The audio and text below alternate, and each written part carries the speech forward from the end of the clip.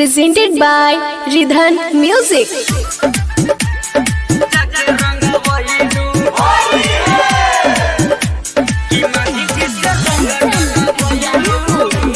Bholenath recording studio Banawar Bishunganj. हरे मांझी हाँ मांझी जिससे बच के न जहीबू होली में चोली जाके रंग बईबू कि मांझी डोला जाके रंग बईबू यादव जिससे लहंगा लेटा बैठू होली में चोली जाके रंग बईलू कि मांझी डोला जाके रंग बईलू पांडे जिससे पता देखू कि मांझी जिससे रंग डला बईलू होली में चोली जाके रंग बईलू।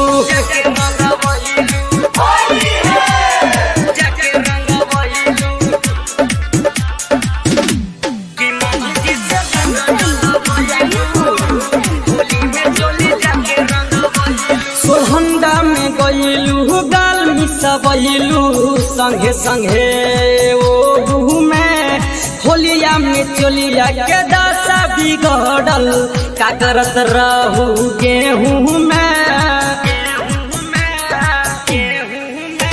सोहंदा में गईलू गाल मिसबैलू संगे संगे ओ में होलिया में चोलिया के दशा बिगड़ल का करत रहू गेहूं में सरसों में बरसो धरबू कि मांझी जी से रंग डला बईलू होली में चोली जाके रंग बईलू।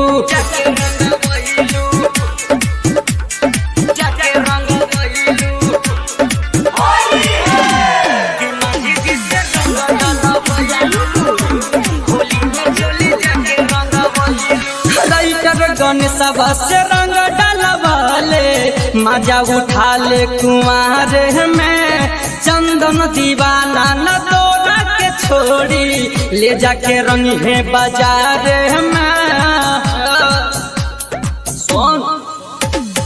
राइटर गणेश से रंग डलवाले मजा उठा ले कुंवर में चंदन दीवाना न तोड़ा के छोड़ी ले जाके रंगी है बाजार में चित्तरंजन से मजा उठैलू गौरब्बा से रंग डलबैलू होली में चोली जाके रंग बईलू। Bholenath recording studio Banawar Bishunganj.